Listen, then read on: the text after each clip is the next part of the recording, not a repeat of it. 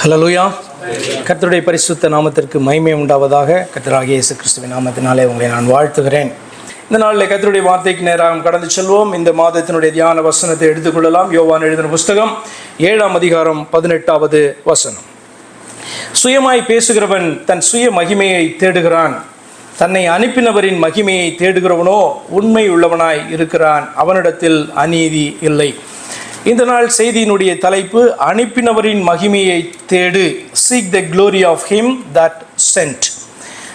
அனுப்பினவர் என்று சொன்னால் உங்களுக்கு எல்லாருக்குமே தெரியும், அனுப்பினவர் ஆண்டவராகிய இயேசு கிறிஸ்து. அப்போ ஒரு மனிதன், எந்த ஒரு ஊழியனும், அதாவது கிறிஸ்தவ ஊழியனாக இருந்தால் அவன் கிறிஸ்துவினுடைய மகிமையை, தன்னை அனுப்பினவருடைய மகிமையை அவன் தேட வேண்டும் என்பதுதான் அந்த யோவான் 7ஆம் அதிகாரம் 18வது வசனம் சொல்லுகிறதான காரியம். சரி, அடுத்த கேள்வி வரலாம். அனுப்பினவருடைய மகிமையை தேடு என்றால், அப்படியே கண்களை மூடி நம்ம ஆண்டவருடைய சமூகத்தில் ஒப்பு கொடுத்து, நாம் எல்லாரும் தேவனாலே அனுப்பப்பட்டு இருக்கிறோம், ஆனபடியினாலே நாம் அவருடைய மகிமையை தேட வேண்டும். அப்போ நான் தேவனால் அனுப்பப்படலை அப்படின்றதான ஒரு டவுட்டோ நம்பிக்கையோ உங்களுக்கு காணப்பட்டுச்சு அப்படின்னு சொன்னால், உங்களுக்கு முதலாவது சொல்கிறேன், நம்புங்க, நீங்கள் தேவனால் அழைக்கப்பட்டவர்கள் மாத்திரமல்ல, தேவனால் அனுப்பப்பட்டு இருக்கிறவர்கள். கண்களை மூடி ஆண்டவருடைய சமூகத்தில் நம்ம ஒப்பு கொடுப்போம். எங்களை அன்பாய் நேசிக்கிற எங்கள் பரிசுத்த பிதாவே, அழைத்தவர்களிடத்தில் அநேக காரியங்களை நீர் சொல்லி கற்றுக் கொடுத்து, அவர்களை கர்த்தாவே நீர் அபிஷேகித்து அனுப்பினீர் என்று வேதத்திலே வாசிக்கிறோம். அப்படியாக எங்களையும் நீர் அழைத்தவர் மாத்திரமல்ல, எங்களை அனுப்பினவருமாய் நீ காணப்படுகிறபடினாலே, அனுப்பப்பட்டிருக்கிறவர்கள் தங்களுடைய சுய மகிமையை தேடாதபடிக்கு ஆண்டவரே அனுப்பினவருடைய மகிமையை தேடுகிற பிள்ளைகளாக, உண்மையுள்ளவர்களாக, அநீதி அற்றவர்களாக காணப்படும்படியாய் கர்த்தர் இந்த ஆலோசனையின் வார்த்தையை தந்திருக்கிறபடினாலே உமக்கு நாங்கள் நன்றி செலுத்துகிறோம். அப்படியாக நாங்கள் செயல்பட பேச உதவி செய்யும். கர்த்தராகிய இயேசு கிறிஸ்துவின் நாமத்தை ஜெபிக்கிறோம், அருமை பிதாவே, ஆமென். அனுப்பினவருடைய மகிமையை தேடு அப்படின்றதனுடைய அர்த்தம் என்னன்னா, உன் சொந்த பேச்சை அல்ல, உன்னை அனுப்பினவரை மகிமைப்படுத்துகிற பேச்சை பேசு என்று அர்த்தம். அதுதான் அந்த வசனத்திலே காணப்படுது. அதுதான் லிட்ரல் மீனிங்கே. அனுப்பினவருடைய மகிமையை தேடு என்றால், உன்னை குறித்த சாட்சியை அறிவிக்க அல்ல, உன்னை அனுப்பினவரை குறித்த சாட்சியை அறிவிக்கவே அனுப்பப்பட்டிருக்கிறாய் என்று அர்த்தம். மூன்றாவதாக, அனுப்பினவருடைய மகிமையை தேடு என்றால், நீ செய்கிற ஊழியம் உன்னை அல்ல, உன்னை அனுப்பினவரை மகிமைப்படுத்தும் ஊழியமாக இருக்க வேண்டும் என்று அர்த்தம். அனுப்பினவர், அனுப்பப்பட்டவர், சென்ட் என்பதனுடைய வேத அர்த்தம் என்ன? இப்போ நமக்கு பார்த்திங்கன்னா, அனுப்புகிறோம் அல்லது அனுப்பப்படுகிறோம், ஒருவரை அனுப்புகிறோம் அப்படின்னா உங்களுக்கு அதனுடைய அர்த்தம் தெரியும்ல. இப்போ நான் இந்த சபையை பார்த்திங்கன்னா நடத்தி கொண்டு இருக்கிறேன், உங்களுக்கு போதித்து கொண்டு இருக்கிறேன். நீங்கள் என்னோடு கூட சேர்ந்து ஊழியம் செய்கிற அநேகர் இருக்கிறீங்க. உங்களிடத்தில் நான் பார்த்திங்கன்னா சில காரியங்களை சொல்லி, இதை நீங்கள் செய்யுங்க, இங்கே போங்க அப்படின்னு சொல்லுகிறது உண்டு. அப்படி தானே? சொல்லாமல் இருக்க முடியும். அப்படி நான் சொல்லும் போது நான் உங்களை அனுப்புகிறேன், அதான் அர்த்தம். அப்போ இதுதான் பார்த்திங்கன்னா காணப்படுகிறதான டைரக்டான மீனிங். ஆனால் வேதத்தில் அனுப்பினவர், த சென்ட் அப்படின்னு சொல்லுகிறதான வார்த்தை எதையெல்லாம் குறிக்கிறது என்று சொல்லி நம்ம பார்ப்போம் என்று சொன்னால், அதிகமாக இந்த பேசினதான ஆண்டவரை குறித்து தான அறிவும், நாம் யார் என்கிற உணர்வும் நமக்கு உண்டாகும். முன் நாட்களில் கர்த்தராகிய தேவன் தன் ஊழியரை தெரிந்து கொண்டு, தமக்கான ஊழியர்களை தெரிந்து கொண்டு அவர்களை அனுப்பினார். நியாயாதிபதியின் புஸ்தகம் 6:14 இப்படி வாசிக்கிறோம். நியாயாதிபதிகள் 6:14. அப்போது கர்த்தர் அவனை நோக்கி பார்த்து, உனக்கு இருக்கிற இந்த பலத்தோடே போ, நீ இஸ்ரவேலை மீதியானியர் கைக்கு நீங்களாக்கி ரட்சிப்பாய், உன்னை அனுப்புகிறவர் நான் அல்லவா என்றார். ஒரு மனிதனை தெரிந்து கொள்கிறார், தன்னுடைய ஜனங்களிடத்தை ரட்சிப்பதற்காக, காக்கிறதற்காக, அவர்களுக்கு பாதுகாப்பை கொடுப்பதற்காக பார்த்திங்கன்னா அவனை அனுப்புகிறாரு. அவன் சொல்கிறான், இதெல்லாம் என்னால் முடியாது, இதெல்லாம் பெரிய வேலை, ரொம்ப கஷ்டம் அப்படின்னு சொல்லும்போது ஆண்டவர் சொல்கிறாரு, நீ உனக்கு இருக்கிற பலத்தோட போ, நீ இந்த காரியத்தை செய்து முடிப்பாய். காரணம் என்ன? உன்னை அனுப்புறது நான் அல்லவா என்று கர்த்தர் பேசுகிறார். அப்போ முன் நாட்களிலே கர்த்தராகிய இந்த தேவன் தாம் யாரை அனுப்ப வேண்டும் என்று தெரிந்து கொண்டு அவர்களை என்ன பண்ணார்? அனுப்பினார். இந்நாட்களில் அந்த கர்த்தராகிய தேவன் தம் ஊழியரை தெரிந்து கொண்டு அவர்களை அனுப்புகிறார். ஆனால் இன்று அந்த தேவனாகிய கர்த்தர் இன்னார் என்கிற தெளிவு நமக்கு உண்டு. அப்படிதானே? இப்போ கிதியோன் இடத்துல ஆண்டவர் பேசினார். அவனுக்கு என்னதான் தெரியும்? தன்னை அனுப்புகிறவர் யாருன்னு தெரியும். தன்னை அனுப்புகிறவர் தங்களுடைய தேவனாகிய கர்த்தர், அதாவது இஸ்ரவேல் என்கிற தங்களுடைய தகப்பனுடைய தேவன். அவருடைய தேசம்தான் இது. அந்த தேசத்தில் ஒருவனாய் காணப்படுறான். ஆனால் தேசம் சிறுமைப்பட்டு காணப்படுது. மீதியானியருடைய கையில் தேசம் பார்த்திங்கன்னா அங்கங்கே பட்சிக்கப்படுகிறதான சூழ்நிலையில் இருக்கிறது.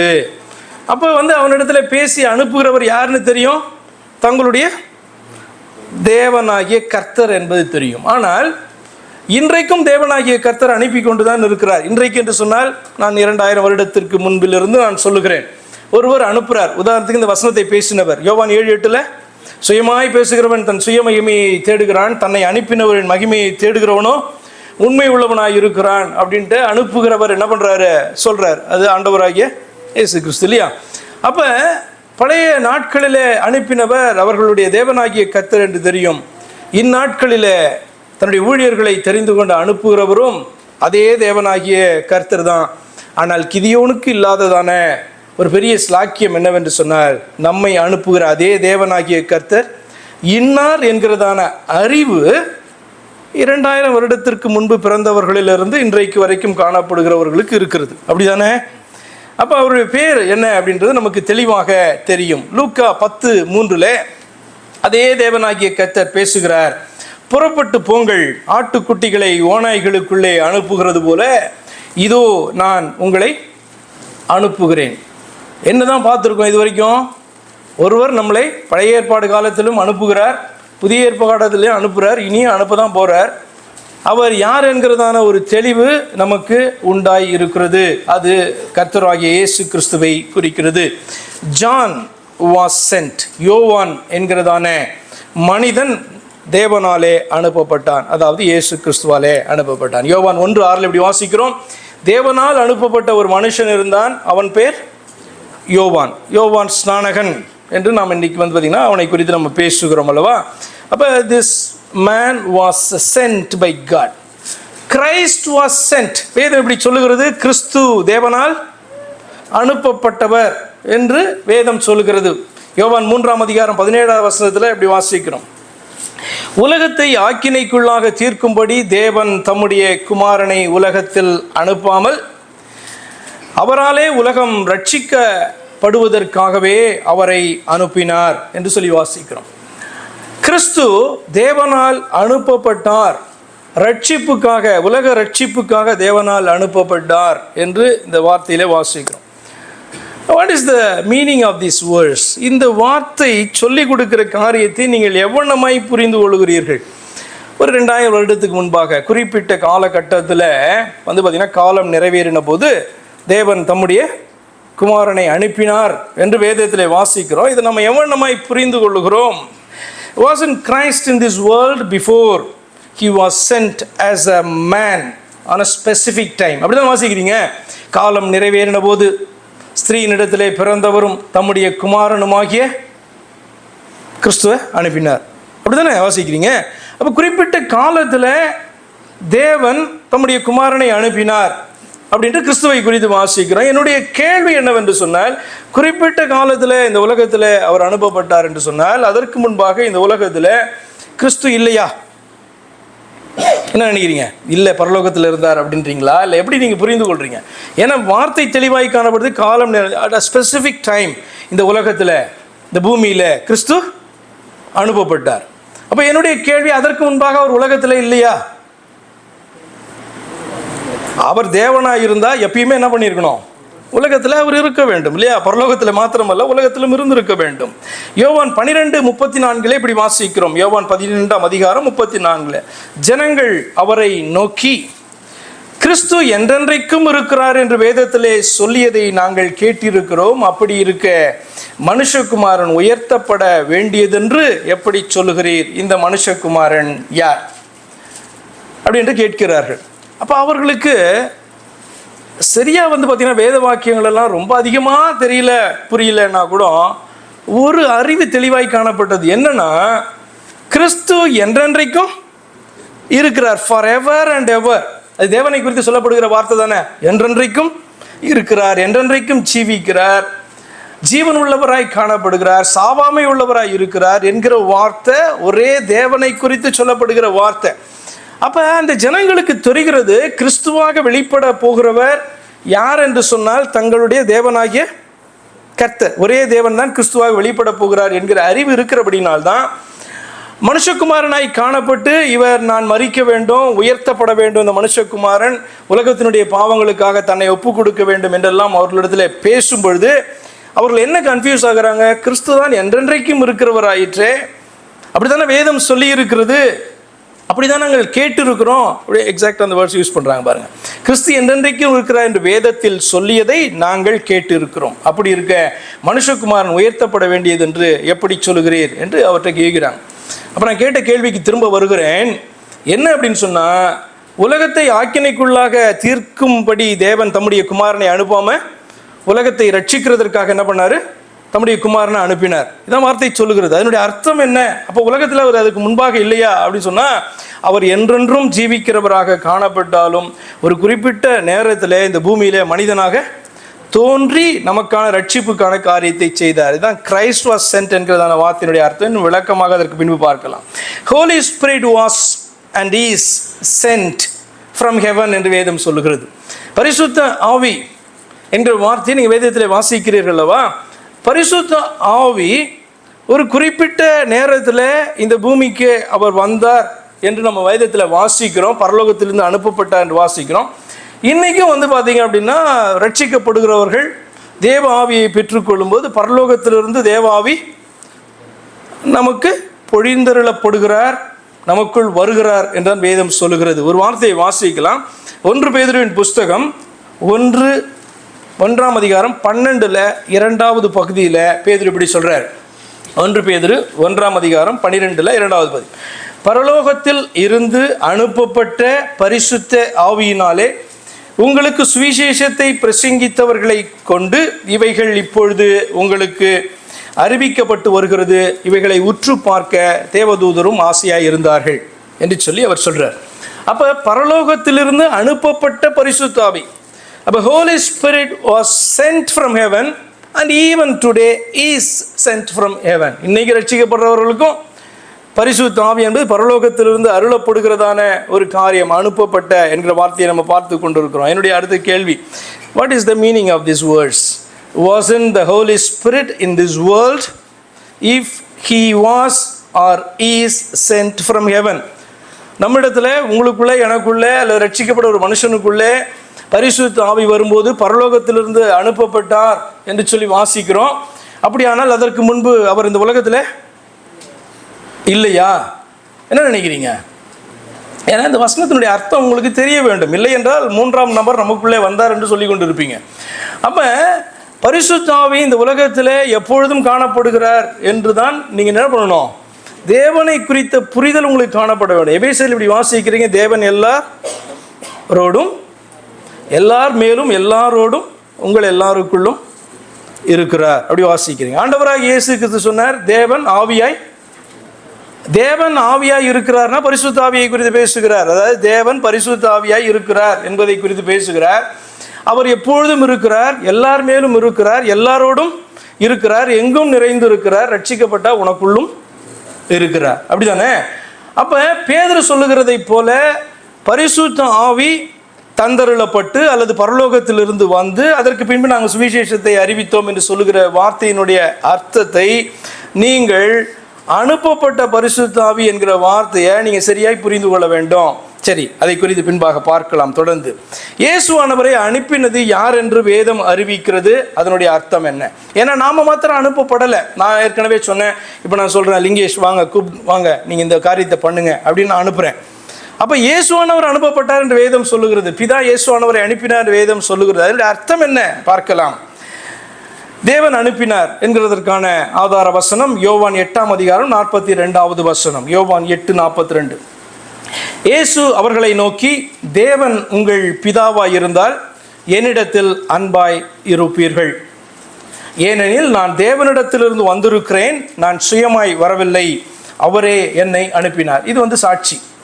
ரொம்ப தெளிவான ஒரு வார்த்தை. என்ன அப்படின்னா, தேவன் இயேசுவானவரை அனுப்பினார் என்று வேற யாரும் சொல்லலை, அவரே சொல்லுகிறார். தேவன் இயேசுவானவரை அனுப்பினார். அது மாத்திரம் சொல்லலை, அவர் தேவன் உங்கள் பிதாவாயிருந்தால் என்னிடத்தில் அன்பாயிருப்பீர்கள். இந்த வார்த்தைக்கு என்ன அர்த்தம் நீங்கள் நினைக்கிறீங்க? தேவன் உங்கள் பிதாவாயிருந்தால் நீங்கள் என்ன பண்ணுவீங்க? தேவனிடத்தில் அன்பாயிருப்பீங்க, அப்படி தானே? ஆனால் அவர் சொல்கிறார், தேவன் உங்கள் பிதாவாயிருந்தால் என்னிடத்தில் அன்பாயிருப்பீர்கள் என்று சொன்னால், தேவன் உங்கள் பிதாவாக இருந்தால் அந்த பிதாவாகிய தேவன் யாருன்னு உங்களுக்கு தெரியும். தெரிஞ்சிருந்தால் என்ன பண்ணுவீங்க? என்ன ரெகக்னைஸ் பண்ணியிருப்பீங்க, என் மேலே அன்பாக இருப்பீங்க. சரி, ஓகே, இருக்கட்டும். நான் தேவனிடத்திலிருந்து வந்திருக்கிறேன் என்கிற சாட்சியை சொன்ன. அப்போ இயேசுவானவரை அனுப்பினது தேவன். இன்னொரு இடத்துல சொல்லப்பட்டிருக்கு, அந்த தேவன் யாருன்னா பிதா. பிதா என்னை அனுப்பினார் என்று 12ஆம் அதிகாரம் யோவான் 12:49 இயேசு சொன்னார். யோவான் 12:49, நான் சுயமாய் பேசவில்லை, நான் பேச வேண்டியது என்னதென்றும் உபதேசிக்க வேண்டியது என்னதென்றும் என்னை அனுப்பின பிதாவே எனக்கு கட்டளையிட்டார். தேவன் ஒருத்தர் சொல்றாரு. அந்த தேவன் யார் என்று சொன்னால் என்னுடைய பிதா அப்படின்ற வார்த்தையை சொல்றார். என்னை அனுப்பின பிதாவே எனக்கு கட்டளையிட்டார். அப்போ தேவன் அனுப்பினார். அந்த தேவன் யார் அப்படின்னா பிதா என்று அர்த்தம். இயேசுவானவர் சொன்னதான வாக்கியங்களான தேவன் என்னை அனுப்பினார் அல்லது பிதா என்னை அனுப்பினார் என்பதனுடைய கருத்தை சரியாக புரிந்து கொண்டிருக்கிறீர்களா? God sent me or Father sent me என்கிற வார்த்தைகளை அவர் பயன்படுத்தினார்.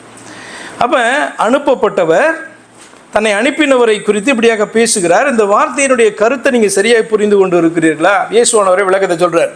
யோவான் 14ஆம் அதிகாரம் 10வது வசனத்தை நீங்கள் வாசிக்கும் பொழுது, யோவான் 14:10, நான் பிதாவிலும் பிதா என்னிலும் இருக்கிறதை நீ விசுவாசிக்கவில்லையா?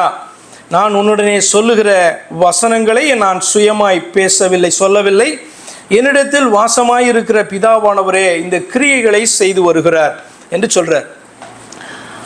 அப்ப பிதா என்னை அனுப்பினார், தேவன் என்னை அனுப்பினார்ங்களுடைய அர்த்தம் என்ன அப்படின்னு சொன்னால், இயேசுவானவர் சொல்ற அந்த வார்த்தை தான் இதுக்கு பார்த்தீங்கன்னா பதில். நான் பிதாவிலும் பிதா என்னிலும் இருக்கிறத நீங்கள் விசுவாசிக்க வேண்டும் அப்படின்ற வார்த்தையினுடைய கருத்து தெரிந்தது என்று சொன்னால், இயேசுவானவரை யார் அனுப்பினவருடைய பேர் என்ன அப்படின்றதெல்லாம் நமக்கு தெரியும். So when we are sent, one is sending another person. அப்படி தானே? நாம் ஒருத்தர் அனுப்பணும் அப்படின்னா நாம் ஒரு பர்சன், ஒரு ஆள், நம்ம இன்னொரு ஆள் என்ன பண்ணுறோம்? அனுப்புகிறோம். But when Jesus said he is sent, it means God sent himself. இயேசுவானவர் உண்மையான தெய்வமானால், இயேசுவானவர் என்னை ஒருவர் அனுப்பினார் அப்படின்னு சொல்றதனுடைய அர்த்தம் என்ன அப்படின்னு சொன்னால், தேவன் தம்மை அனுப்பினார் என்று அர்த்தம். Believer can say. இது நான் உங்களுக்கு விளக்குறேன். ஒரு விசுவாசி தானே நம்ம பார்த்தீங்கன்னா சொல்லலாம், God my father is in me. தேவன் ஆவியாக இருக்கிறார், நான் தேவ ஆவியை பெற்றிருக்கிறேன், ஆனபடினாலே நானோ நீங்களோ என்ன சொல்லலாம்? God my father is in me. தேவன் ஆவியாக எனக்குள் இருக்கிறார் அப்படின்ற வார்த்தையை நானோ நீங்களோ அல்லது எந்த ஒரு மனுஷனோ சொல்ல முடியும். But none can say I am in God my Father except Lord Jesus. ஆனால் எந்த ஒரு மனுஷனும் இயேசு கிறிஸ்துவை தவிர எந்த ஒரு மனுஷனும் இந்த பூமியிலே வாழ்ந்து கொண்டிருக்கிற எந்த ஒரு மனுஷனும் என்ன சொல்ல முடியாது என்று சொன்னால், நான் என் பிதாவில் இருக்கிறேன் என்கிற வார்த்தையை சொல்ல முடியாது. என்ன அப்படின்னு சொன்னால் லிட்ரல் மீனிங், இது லிட்ரலான வார்த்தை, அதாவது எழுத்தின்படியான வார்த்தை. இப்போ நம்ம எல்லாரும் பார்த்தீங்கன்னா பிதாவாகிய தேவனுக்குள் இருக்கிறோம் அப்படின்ற வார்த்தை பார்த்தீங்கன்னா ஞான அர்த்தமுடைய வார்த்தை. தேவன் ஆவியாய் எங்கும் நிறைந்து இருக்கிறபடினாலே, whether you are a believer an unbeliever, நீங்கள் அவருக்குள் இருக்கிறீங்க அப்படின்னு என்ன பண்ணலாம்? ஜஸ்டிஃபிகேஷனை கொடுக்கலாம். ஆனால் இது ரொம்ப லிட்ரல் மீனிங்கான வார்த்தை. எது? நான் பிதாவிலும் பிதா என்னிலும் இருக்கிறதை நீங்கள் விசுவாசிக்கவில்லையா அப்படின்ற வார்த்தை பார்த்தீங்கன்னா ரொம்ப எழுத்தின்படியான வார்த்தை. இதுதான் நான் சொல்கிறேன். நம்ம எல்லாரும் சொல்லலாம், என் பிதாவாகிய தேவன் எனக்குள். சொல்ல முடியுமா? முடியாதா? எல்லாருமே கிளைம் பண்ணலாம். ரட்சிக்கப்பட்ட அத்தனை பேரும், தேவாவியை பெற்ற அத்தனை பேரும் என்ன பண்ணலாம்? உரிமையோடு கிளைம் பண்ணலாம். ஆனால் நான் பிதாவில் இருக்கிறேன் என்கிறதான வார்த்தையை இயேசு கிறிஸ்துவை அன்றி வேறொருவர் என்ன பண்ண முடியாது? கிளைம் பண்ண முடியாது. ஏன் தெரியுமா? இவரும் அவரும் வெவ்வேறு பர்சன்ஸ், நபர்கள் அல்ல, ஒருவராக இருந்தால்தான் இந்த வார்த்தையை என்ன பண்ண முடியும், பயன்படுத்த முடியும். The only meaning of phrases when Jesus said God sent me or Father sent me னா என்ன அர்த்தம்னா, God sent himself as man. தூதனை குறித்து நான் பேசும்போது பார்த்தீங்கன்னா தேவன் ஒரு தூதனை தெரிந்து கொண்டு அனுப்பினார் அப்படின்ற வார்த்தையை வாசிக்கிறோம். அதே மாதிரி கர்த்தருடைய தூதனை வந்து தொழுது கொள்ளும் பொழுது கர்த்தரே வந்து பார்த்தீங்கன்னா ஒரு தூதுவனாக வந்தார் என்கிறதான காரியத்தை குறித்து உங்களோடு கூட பேசி இருக்கிறேன். ஏஞ்சல் ஆஃப் காட் என்கிற வார்த்தையினுடைய அர்த்தத்தை, God can choose an angel and sent, அல்லது தேவனே என்ன பண்ணலாம், ஒரு தூதனாக தம்மையே அனுப்பலாம். அப்போ ஆண்டவராகிய இயேசு கிறிஸ்து தேவன் என்னை அனுப்பினார், பிதா என்னை அனுப்பினார் என்று அவர் சொல்லும்போது அந்த வார்த்தையினுடைய அர்த்தம் என்ன அப்படின்னு சொன்னால், God himself sent as a man. அவர் தம்மைத்தாமே ஒரு மனிதனாக அனுப்பினார் என்பதுதான் வார்த்தையினுடைய அர்த்தம். சரி, அஃப்கோர்ஸ் உங்களுக்கு சந்தேகமாக இருந்தால் முடிஞ்ச பிறகு அவர் சொன்ன மாதிரி நீங்கள் கேளுங்க. சரி, அடுத்தது பரிசுத்த ஆவியை வந்து அனுப்பினார் அப்படின்ட்டு வேதத்தில் வாசிக்கிறோம். அப்போ பரிசுத்த ஆவியை அனுப்பினது யார் என்று வேதம் அறிவிக்கிறது. அதனுடைய அர்த்தம் என்ன? பிதாவா? யோவான் 14ஆம் அதிகாரம் 26வது வசனத்தில் இப்படி வாசிக்கிறோம். யோவான் 14:26, என் நாமத்தினாலே பிதா அனுப்ப போகிற பரிசுத்த ஆவியாகிய தேற்றரவாளனே எல்லாவற்றையும் உங்களுக்கு போதிப்பார், நான் உங்களுக்கு சொன்ன எல்லாவற்றையும் உங்களுக்கு நினைப்பூட்டுவார் என்று சொல்கிறாரு. இதில் வந்து என்ன வார்த்தை காணப்படுதுன்னா, பிதா அனுப்ப போகிற பரிசுத்த ஆவி. அப்போ பரிசுத்த ஆவியை அனுப்பினது பிதாவா அப்படின்னு சொன்னால் ஆமாம். அடுத்தது இன்னொன்று, யோவான் 15:26 எப்படி வாசிக்கிறோம், அடுத்த அதிகாரத்தில், பிதாவினிடத்திலிருந்து நான் உங்களுக்கு அனுப்ப போகிறவரும் பிதாவினிடத்திலிருந்து புறப்பட்டு வருகிறவருமாகிய சத்திய ஆவியாகிய தேற்றவாளன் வரும்பொழுது அவர் என்னை குறித்து சாட்சி கொடுப்பார் என்று சொல்லுகிறார். இதில் இயேசுவானவருடைய வார்த்தை என்ன அப்படின்னா, நான் பரிசுத்த ஆவியை அனுப்புகிறேன் அப்படி சொல்கிறேன். அப்போ என்னுடைய கேள்வி, பரிசுத்த ஆவியை அனுப்புகிறது பிதாவா குமாரனா? ஏன்னா ரெண்டுத்துக்குமே வசனம் இருக்கே, ப்ரூஃப் இருக்கே ரெண்டுத்துக்கும். யோவான் 14:26 சொல்லுகிறது பிதா அனுப்ப போகிற பரிசுத்த ஆவி. யோவான் 15:26 சொல்லுகிறது, 26வது வசனம், இது 26வது வசனம், 15:26 சொல்லுகிறது பிதாவினிடத்திலிருந்து நான் அனுப்ப போகிற பரிசுத்த ஆவி அப்படின்ட்டு சொல்லுகிறது. என்னுடைய கேள்வி, பரிசுத்த ஆவியை அனுப்புகிறது பிதாவா குமாரனா? ரெண்டு வசனம் இப்படி சொல்லுகிறபடினால ரெண்டு பேரில் யார் வேணா அனுப்பலாம் அப்படி சொல்கிறீங்களா? இல்லை ரெண்டு பேருக்கும் அந்த உரிமை இருக்குது, அவங்க அனுப்பலாம் அப்படி சொல்லிக்கிறீங்களா? எப்படி திங்க் பண்ணுறீங்க நீங்கள்? ரெண்டு பேரும் அனுப்பலாம்னா இந்த ரெண்டும் வந்து ஒருவரை குறிக்கிறது அப்படி சொல்கிறீங்களா? அப்புறம் ஏன் தேவன் மாம்சத்தில் வந்தான்னு கேட்டால் நம்ப மாட்டேன்றீங்க. இல்லை பிதாவாகிய தேவனாக வந்தார், குமாரனாகிய தேவன் தானே வந்தார். நீ எதன் அடிப்படையில் சொல்கிறீங்க? தேவன் 3 பேர்னு எதன் அடிப்படையில் நீங்கள் பேசுகிறீங்க?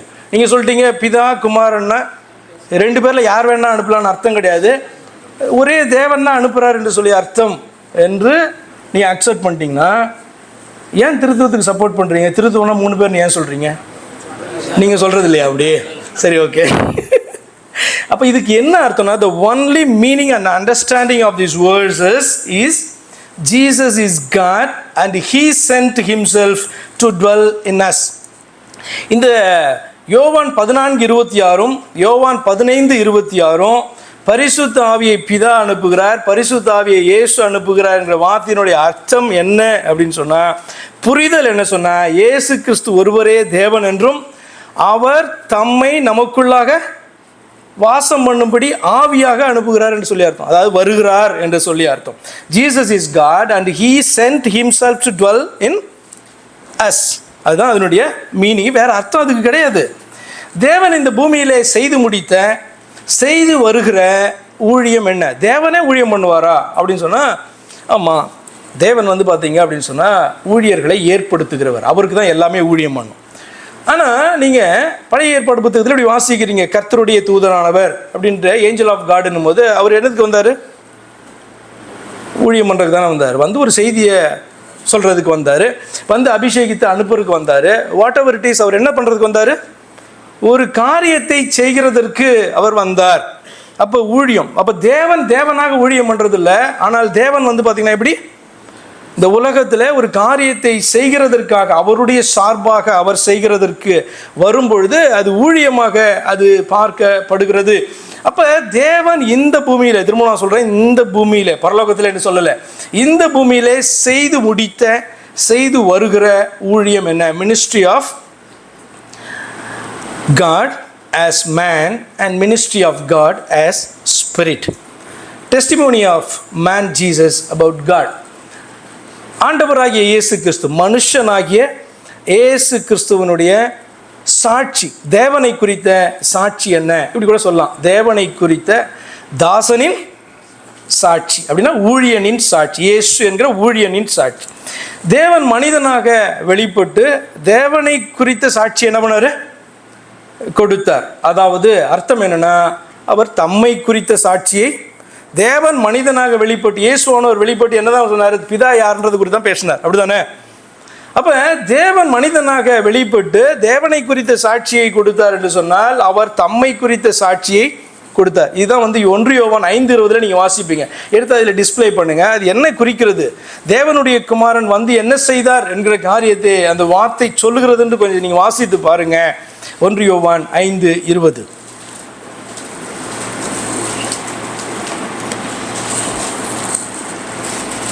வாசிப்பீங்களா? அன்றியும் நாம் சத்தியம் உள்ளவரை அறிந்து கொள்வதற்கு, அதாவது நம்மளை உண்டாக்கின நம்முடைய தெய்வத்தை, பிதாவை அறிந்து கொள்வதற்கு தேவனுடைய குமாரன் அனுப்பப்பட்ட ஒருவர் நமக்கு புத்தியை தந்திருக்கிறார். என்ன புத்தியை தந்திருக்கிறாரு? நம்முடைய பிதா என்கிற அந்த தேவன் யார் என்கிற புத்தியை நமக்கு தந்திருக்கிறார், அல்லது தெளிவை தந்திருக்கிறார் என்றும் அறிவோம்.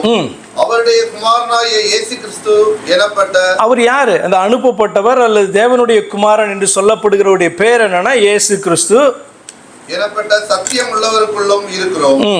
இவரே மெய்யான தேவனும் நித்திய ஜீவனுமாய் இருக்கிறார். அப்ப இயேசு கிறிஸ்துவை குறித்து, பிதாவை குறித்த சாட்சியை கொடுப்பதற்கு, அவர் யார் என்று அறிவிப்பதற்கு, நமக்கு புத்தியை தருவதற்கு என்ன பண்றாரு? குமாரன் வெளிப்பட்டார். ஆனால் இந்த குமாரனை குறித்த அந்த சாட்சி என்னவா காணப்படுது? அதுல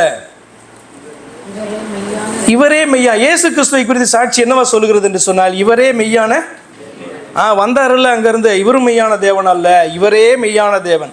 பிதாவை குறித்த சாட்சி என்ன பண்ணாரு? குமாரனாக வெளிப்பட்டு கொடுக்கிறார்.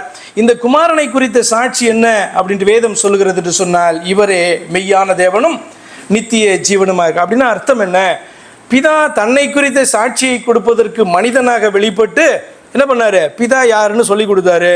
அவர் யாரு அப்படி சொன்னா இயேசு கிறிஸ்து. அந்த இயேசு கிறிஸ்து யாருன்னா மெய்யான ஒரே தேவனாய் இருக்கிறார் என்று அந்த வார்த்தை சொல்லுகிறது. அப்ப இது தேவன் இந்த பூமியில செய்து முடித்ததான ஊழியத்தினுடைய ஒரு பகுதி. நமக்காக ரத்தம் சிந்துவதற்காக மாத்திரமல்ல, நம்மை மீட்பதற்காக மாத்திரமல்ல, தான் யார், பரலோகத்தின் தெய்வமாகிய தான் யார் என்கிற அறிவை நமக்கு கொடுப்பதற்கான ஒரு காரியமும் இந்த பூமியில் என்ன பண்ணாரு? அவர் தன்னுடைய வார்த்தைகளினாலும் செயல்களினாலும் அவர் செய்தார். அப்ப இது மினிஸ்ட்ரி ஆஃப் மேன் இல்லையா? ஒரு மனிதனாக வெளிப்பட்டு இயேசுவாகிய மனுஷனாக காணப்பட்டு செய்ததான ஒரு காரியம். Lord Jesus as a servant never glorified himself. நீங்கள் இயேசு கிறிஸ்துனுடைய ஊழிய பாதையில் இந்த 3 வருடத்தில் நீங்கள் பார்க்கும்போது ஒருபோதும் அவர் தன்னை மகிமைப்படுத்தினதை நீங்கள் பார்க்கவே முடியாது. யோவான் 8:54 இப்படி வாசிப்பீங்க. இயேசு பிரதியுத்தரமாக, என்னை நானே மகிமைப்படுத்தினால் அந்த மகிமை வீணாய் இருக்கும். யார் தான் அவரை மகிமைப்படுத்தணும்? பிதாவானவர் மகிமைப்படுத்தணும் அவரை. இன்னைக்கு யார் மகிமைப்படுத்தணும்? இன்னைக்கு நாம மகிமைப்படுத்தணும் அவரை. என்னன்னு மகிமைப்படுத்துறது? இவர் தான் என்னை உண்டாக்கின தெய்வம், என்னை ரட்சிக்க வந்தார் என்று நாம சொல்லுகிறது தான் மகிமை அவருக்கு. இல்லை இவர் வேற ஒருத்தன் சொன்னால் அது அவருக்கு சிறுமை. அப்போ இயேசுவானவர் சொல்லுகிறார், என்னை நானே மகிமைப்படுத்தினால் அந்த மகிமை வீணாயிருக்கும். என் பிதா என்னை மகிமைப்படுத்துகிறவர், அவரை உங்கள் தேவன் என்று சொல்லுகிறீர்கள் அப்படின்ட்டு சொல்றார். சரி, என்ன அர்த்தம் இது? என் பிதா என்னை மகிமைப்படுத்துகிறவர் அப்படின்னா எப்படி மகிமைப்படுத்தினார்? பிதாவினுடைய சாட்சி என்ன? நீங்கள் வேதத்தில் வாசிக்கும் பொழுது பிதாவானவர் இயேசு கிறிஸ்துவை குறித்து கொடுத்ததான சாட்சியில் இப்படிலாம் வாசிப்பீங்க. தம்முடைய ஒரே பேரான குமாரன் என்று சொல்லுகிறதையும், சொந்த குமாரன் என்று சொல்லுகிறதையும், என்னுடைய நேச குமாரன் என்று சொல்லுகிறதையும் நீங்கள் வேதத்தில் வாசித்திருப்பீங்க. அர்த்தம் என்ன? எப்படி புரிந்துட்டு இருக்கிறீங்க? சொந்த குமாரன்னா என்ன நினைக்கிறீங்க நீங்கள்? குமாரன் என்பதை நான் நிறைய நேரம் உங்களுக்கு விளக்கி இருக்கிறேன். குமாரன் என்று சொன்னால் தேவனுடைய சரீரம், தேவனுடைய ஆலயம், பாடி ஆஃப் காட். நம்மளை தான் பாடி ஆஃப் கிரைஸ்ட்னு சொல்லுகிறது. கிரைஸ்ட்டை குறித்து பேசும்போது பாடி ஆஃப் காட், தேவன் மாம்சத்தில், காட் அப்பியர்ட், காட் மேனிஃபெஸ்டட். அப்படியானால் அதரிசனமான தேவனுடைய ரூபம், தற்ஸ்வரூபம், ஈவன் ஃபேஸ் ஆஃப் காட் என்று கூட சொல்லப்பட்டிருக்கு. ஃபேஸ் ஆஃப் காட்னா என்ன அர்த்தம்? இயேசு கிறிஸ்துவை நீ வந்து பார்த்தீங்கன்னா காடுன்னு ஐடென்டிஃபை பண்ணுற அப்படின்னா தேவனை ஐடென்டிஃபை பண்ணுறேன்னு அர்த்தம். ஃபேஸ் ஆஃப் காட், தேவனுடைய மகிமை, தேவனுடைய ஒளி, தேவனுடைய ஜீவன், தேவனுடைய வார்த்தை. இப்படி இந்த வார்த்தைகள் எல்லாம் பார்த்தீங்க அப்படின்னு சொன்னால் இயேசு கிறிஸ்துவை குறித்து வேதம் சாட்சி கொடுக்கும்போது என்ன சொல்லுகிறது? இவர் தான் உன்னுடைய தேவன் என்று சாட்சி கொடுக்கிறது. அப்போ குமாரன் என்கிற வார்த்தையினுடைய அர்த்தம் இதுதான். அப்போ இன்னும் சொந்த குமாரன்னு சொன்னால் இன்னும் ரொம்ப ஸ்பெசிஃபிக்காக என்னுடைய சொந்த சரீரம், ஓன் பாடி என்று சொல்லி அர்த்தம். என்னுடைய சொந்த சரீரம், இது மட்டும் தான் என்னுடைய சரீரம் அப்படின்னா தேவன் அந்த மாம்ச சரீரத்தில் இறங்கி வந்தார் என்பதை குறிக்கிறது. அதுதான் குமாரன் என்ற வார்த்தையினுடைய அர்த்தம். இதுதான் வந்து பிதா வந்து குமாரனை குறித்து கொண்டதான சாட்சி என்ன அப்படின்னு சொன்னால் என்னுடைய சொந்த குமாரன், நேசகுமாரனுடைய ஒரே பேரான குமாரன் அப்படின்னு அர்த்தம். இவர் ஒருவர் தான் என்று அர்த்தம், அப்படிதானே? இவர் ஒருவர் தான் என்று சொல்லி அர்த்தம், ஒரே பேரானவர். இப்போ பிதா அடுத்தது வந்து பார்த்தீங்கன்னா பிதாவை இயேசு வந்து என்னுடைய தேவன், உங்களுடைய தேவன் சொன்னார். அப்போ இயேசு கிறிஸ்துவுக்கும் நமக்கும் பிதா என்கிற ஒரு தேவன் உண்டு. ஓகேவா? அப்போ இந்த பிதாவுக்கு யாராவது தேவன் உண்டா? இல்லையா? அவர் சொல்லியிருக்காரு. அவர் வந்து பார்த்தீங்கன்னா இயேசு கிறிஸ்துவை பார்த்து தேவன் சொல்லியிருக்காரு. எபிரேயர் 1:8 இப்படி வாசிக்கிறோம். எபிரேயர் 1:8 குமாரனை நோக்கி தேவனே அப்படின்ட்டு யார் பேசுனா? குமாரனை நோக்கி பேசலை. ஆவியாக இருக்கிற தேவன் தான் வந்து என்ன பண்ணுறாரு? இயேசுவானவரை பார்த்து தேவனே அப்படின்னு சொல்கிறார். வசனம் இருக்கு, எடுத்து போடுங்க. எபிரேயர் 1:1 குமாரனை பார்த்து, அப்போ அது இயேசுவானவர் என்னுடைய பிதா என்னுடைய தேவன் சொல்கிறவரும், நாம் என்னுடைய பிதா என்னுடைய தேவன் சொல்கிறவரும் யாரை பார்த்து தேவன் சொன்னார் அப்படின்னு சொன்னால் இயேசுவானவரை பார்த்து தேவனே அப்படின்னு சொன்னார். அப்போ தேவன் வந்து இன்னொருத்தர் தேவன் சொல்லுவார். அதுலேயே உங்களுக்கு தெரியும் என்ன அப்படின்னா அந்த தேவன் நமக்காய் மனிதனாய் வெளிப்பட்டால் மட்டும்தான் தேவன் என்கிறதான காரியத்தை அவர் பேசுவார். என்னுடைய தேவன் அப்படின்ற காரியத்தை சொல்ல முடியும், கர்த்தர் என்கிற காரியத்தை சொல்ல முடியும், இல்லையா? அப்போ இந்த பிதா இயேசுவானவரை எப்படி மகிமைப்படுத்தினார் அப்படின்னா அவருக்கே உரியதான கர்த்தர் என்கிறதான வார்த்தையை சொல்லி அவரை கூப்பிட சொன்னார், அப்படி நம்ப சொன்னார். தேவன் என்கிற வார்த்தை அந்த ஒரே தேவனுக்கே உரியதான அந்த வார்த்தையை சொல்லி குமாரனை பார்த்து சொன்னார் தேவனே அப்படின்னு சொல்லிட்டு. அப்படிதானே? இந்த சிங்காசனம் என்றென்றைக்கும் உள்ளது என்பது பிதாவாகிய தேவனை குறித்து சொல்லப்படுகிறதான காரியம். ஆனால் குமாரனை பார்த்து என்ன சொன்னார்? உமது சிங்காசனம் என்றென்றைக்கும் உள்ளது. எபிரேயர் 1:8 பின் வருகிறதா வசனங்களை தான் நான் சொல்லுகிறேன். குமாரனை பார்த்து பிதாவாகிய தேவன் இப்படிப்பட்ட வார்த்தைகளை சொன்னார் என்று சொன்னார். அப்போ இந்த பிதாவாகிய தேவனுக்கு இயேசு கிறிஸ்து தேவன் என்று அர்த்தமாக நீங்கள் எடுப்பீங்களா, அல்லது தேவன் நமக்காக மனிதனாக வெளிப்பட்டார் இவர் வேறொருவர் அல்ல என்று எடுப்பீர்களா? ஒன்றும் தெளிவில்லை. 100 மெசேஜ் எடுத்தாலும் சரியா? அப்போ பிதா யாரை தேவன் என்று சொன்னார்னா இயேசு கிறிஸ்துவ தேவன் சொன்னார். இன்னொருத்தர தேவன் என்று அவர் சொல்லவில்லை. தேவன் மனிதனாக வெளிப்பட்டபடியினாலே தொழுது கொள்ளப்பட்டார், ஆராதிக்கப்பட்டார், கர்த்தர் என்று சொல்லப்பட்டார், தேவன் என்று அழைக்கப்பட்டார். பிதா யாரை கர்த்தர் என்று சொல்ல சொன்னார் என்று பிலிப்பியர் 2:11 வாசிக்கிறோம். பிலிப்பியர் 2:11 இப்படி வாசிக்கிறோம். என்ன அப்படின்னு சொன்னால் நம்ம நாவ் அறிக்கை பண்ணுவதற்கும் முழங்கால் முடங்குவதற்கும் கர்த்தர் என்று அறிக்கை பண்ணுவதற்கும் ஒரே ஒருவர் தான் உண்டு. அது யார் என்று சொன்னால் இயேசு கிறிஸ்து தான் அப்படின்ட்டு அந்த வார்த்தை சொல்லுகிறது. அப்போ தம்முடைய மகிமையை வேறு யாருக்கும் கொடுக்காதவர், தம்முடைய துதியை வேறு யாருக்கும் கொடுக்காதவர், கர்த்தர் என்று யாரையும் அழைக்கக்கூடாது என்று சொன்னவர், தேவன் என்று இன்னொன்று கிடையாது என்று சொன்னவர் இயேசு கிறிஸ்துவை பார்த்து என்ன பண்ணாரு? தொழுது கொள்ளுங்க அப்படின்னு சொல்றாரு. வரும்பொழுது இயேசு கிறிஸ்துவை கர்த்தர் என்று இருதயத்தில் விசுவாசித்து அறிக்கை பண்ணாதான் நீ ரட்சிக்கப்பட முடியும் அப்படின்னு சொல்றார். இந்த வானத்தின் கீழங்கும் பூமியின் மேலங்கும் இயேசு கிறிஸ்துவை அன்றி வேறொரு நாமும் ரட்சிக்கப்படுறதுக்கு இல்லை அப்படின்னா வேறொரு ரட்சகரே கிடையாது என்னை அன்றி அப்படின்னு சொன்ன பிதா இயேசு கிறிஸ்துவை குறித்து சொல்லுகிறதான காரியம் என்ன? இந்த பூமியின் மேல இயேசு கிறிஸ்துடைய நாமமே இல்லாமல் ரட்சிக்கப்படுவதற்கு வேறே நாமும் கொடுக்கப்படலை, கட்டளையிடப்படவே இல்லை அப்படின்னு சொல்லுகிற வார்த்தையினுடைய அர்த்தமெல்லாம் என்னன்னு சிந்தித்து பார்த்தீர்கள் என்று சொன்னார். இதுதான் பிதா வந்து என்னை மகிமைப்படுத்துவார் என்று இயேசு கிறிஸ்து சொன்னதான வார்த்தையினுடைய அர்த்தம். என்னன்னா பிதா தன்னை யாருன்னு இயேசு கிறிஸ்து மூலமாக வெளிப்படுத்துவார். அதுதான் அந்த வார்த்தையினுடைய அர்த்தம். So ministry of Holy Spirit, இயேசு கிறிஸ்துனுடைய ஊழியத்தை பார்த்தோம், மனிதனாக வெளிப்பட்டு செய்த ஊழியம். மினிஸ்ட்ரி ஆஃப் ஹோலி ஸ்பிரிட், அதாவது இந்த தேவன் ஆவியாக செய்கிறதான ஊழியம். நமக்குள்ள தேவ ஆவி உண்டுன்னு சொல்கிறோம் இல்லையா? அப்போ யோவான் 16ஆம் அதிகாரம் 14-15 வசனங்கள் இப்படியாக சொல்லுகிறது. மினிஸ்ட்ரி ஆஃப் ஹோலி ஸ்பிரிட் அல்லது தேவ ஆவியாக அவர் செய்கிற ஊழியம் என்ன அப்படின்னா, இயேசு கிறிஸ்து சொல்கிறாரு, அவர் என்னுடையதில் எடுத்து உங்களுக்கு அறிவிப்பதினால் என்னை மகிமைப்படுத்துவார். இயேசுவானவர் சொல்கிறாரு, பரிசுத்த ஆவி உங்களிடத்தில் வரும்பொழுது அவர் செய்கிற காரியம், பேசுகிற காரியம் என்ன அப்படின்னா, என்னுடைய இதில் எடுத்து உங்களுக்கு என்ன பண்ணுவாராம்? சுயமாக இயேசு கிறிஸ்து வந்தார், அவர் சொல்கிறாரு, நான் சுயமாக பேசவே மாட்டேன், நான் என்னை அனுப்பினவருடைய மகிமையை தான் தேடுவேன், அவருடைய பேச்சு தான் பேசுவேன், இயேசுவானவர் சொன்னார். அடுத்து பார்த்திங்கன்னா பரிசுத்த ஆவி அனுப்பப்படுகிறார். சரியா? அப்போ அனுப்பப்படும் போது அவர் என்ன செய்வாராம்? என்னுடைய இதில் இருந்து எடுத்து பேசுவார். ஏன்னா அவர் அனுப்பப்பட்டவர் தன்னை குறித்து பேசக்கூடாது. இயேசுவானவராக இருந்தாலும் சரி, பரிசுத்த ஆவியாக இருந்தாலும் சரி, யோவானாக இருந்தாலும் சரி, எந்த ஊழியனாக இருந்தாலும் சரி, உங்களோட கூட பேசி கொண்டு இருக்கிற நானாக இருந்தாலும் சரி, என்னை யார் அனுப்புனாரோ, அப்போ என்னை இயேசுவானவர் அனுப்பினார்னா இயேசுவானவரை குறித்து தான் நான் பேசுவேன். நீ வேற யாரை குறித்து ஏன் பேச மாட்டேன்ற, என்னை 2 பேர் அனுப்பல, 3 பேர் அனுப்பல, என்னால் அப்படி பேச முடியாது. அப்போ இயேசுவானவரை குறித்து பேசுவதற்கு தான் நாம் அனுப்பப்பட்டிருக்கோம். காரணம் என்னன்னா, அவராலே அழைத்து அனுப்பப்பட்டோம் என்று சொன்னால் அவரை குறித்து மட்டும்தான் பேச முடியும். அதுதான் உதாரணத்துக்கு சொன்னேன், இயேசுவானவர் அனுப்பப்பட்டார் என்றால் இயேசுவானவர் தன்னை குறித்து பேச மாட்டார். யாரை குறித்து தான் பேசுவார்? அவர் அனுப்பின பிதாவை குறித்து தான் பேசுவார். பரிசுத்த ஆவி அனுப்பப்பட்டார்னா பரிசுத்த ஆவி என்ன பண்ண மாட்டார்? அவரை குறித்து பேச மாட்டார். அவர் யாரை அனுப்பினாரோ அவரை குறித்து தான் பேசுவார். அப்போ சொல்கிறாரு, என்னுடைய இதில் எடுத்து உங்களுக்கு அறிவிப்பதினால் அவர் என்னை மகிமைப்படுத்துவார். இயேசு கிறிஸ்துவனுடைய இதை பார்த்திங்கன்னா எடுத்து பேசுவாராம். அவருடைய பேச்சை, அவருடைய மீனிங் என்னன்னா, அவருடைய பேச்சை பேசுவார், அதனால் இயேசு கிறிஸ்துவை மகிமைப்படுத்துவார் அப்படி சொல்லிட்டு அவர் சொல்கிறாரு, பிதாவினுடையவைகள் யாவும் என்னுடையவைகள், அதனாலே அவர் என்னுடைய இதில் எடுத்து உங்களுக்கு அறிவிப்பார்.